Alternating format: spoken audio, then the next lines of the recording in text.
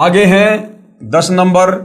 Israel के professor हरार के अनुसार भारत देश का एक दिव्य महापुरुष, अब देखिए कोई तो कह रहा है दिव्य महापुरुष, कोई कह रहा है व्यक्ति, कोई कह रहा है मसीहा, कोई कहता है धार्मिक नेता।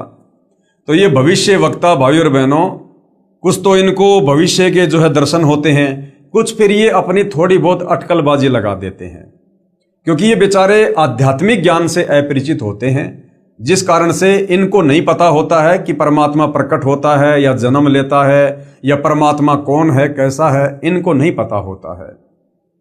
भारत देश का एक दिव्य महापुरुष मानवतावादी विचारों से सन 2000 ईस्वी से पहले यानी 1994 से सन 2000 तक आध्यात्मिक क्रांति की जड़ें मजबूत कर लेगा। यानी सूक्ष्म वेद पर सन 1994 से 1999 तक सत्संग कर करके और काफी आत्माओं को जगा देगा। वह सारे विश्व को उनके विचार सुनने को बाध्य होना पड़ेगा, और आने वाले समय में पूरा विश्व उनके सत्संग सुनेगा, बाध्य होना पड़ेगा, मजबूरी में सुनेंगे लोग, क्योंकि दूसरा कोई विकल्प नहीं होगा। आने वाले समय में 2028 तक लोगों को अपनी जान बचाने के लिए धरती पर कोई दूसरा समाधान नजर नहीं आएगा। ये देवी देवता, ये मंदिर, चर्च, गुरुद्वारे, ये कुछ भी काम नहीं आएंगे। ये पत्थरों के देव महादेव ये नहीं बचा पाएंगे। तो सतगुरु रामपाल जी ही अंत में एकमात्र विकल्प होंगे। तो मजबूरन फिर लोगों को सतगुरु रामपाल जी के शरण में आना पड़ेगा।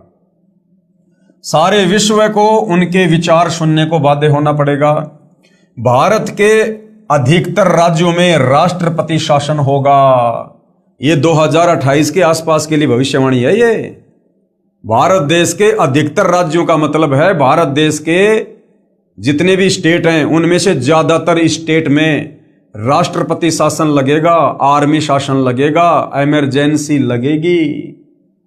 भारत के अधिकतर राज्यों में राष्ट्रपति शासन होगा, पर बाद में नेतृत्व धर्मनिष्ठ वीर लोगों पर होगा जो एक धार्मिक संगठन के आश्रित होंगे।